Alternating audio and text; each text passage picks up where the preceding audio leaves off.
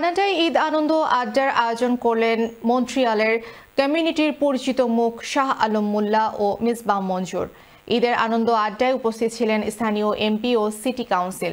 Canada থেকে বিস্তারিত দেখুন মুয়াজ্জেম সাজুর রিপোর্টে। ঈদ মানে আনন্দ, ঈদ মানে খুশি। প্রচলিত এই কথাটি সত্য হলেও প্রবাসীদের জীবনে এর বাস্তবতা খুঁজে পাওয়া কঠিন। প্রবাসে অনেকেই আছেন যাদের কাছে ঈদের দিনটাও কষ্টের। তাই ব্যস্ত প্রবাসীদের মাঝে ঈদের আনন্দ ছড়িয়ে দিতে ঈদ আনন্দ আড্ডার আয়োজন করলেন মন্ট্রিয়ালের দুই পরিচিত মুখ শাহ আলম ও মিসবাহ মঞ্জুর।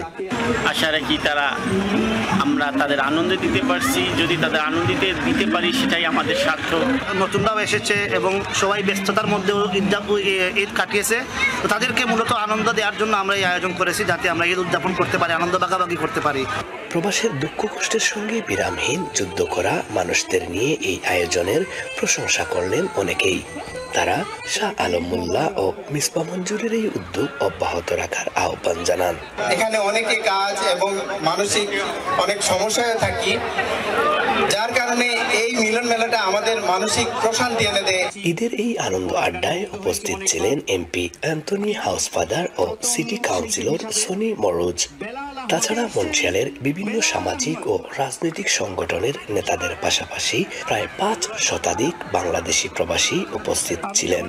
We as a government are very much committed to making sure that every Canadian is equal in this country.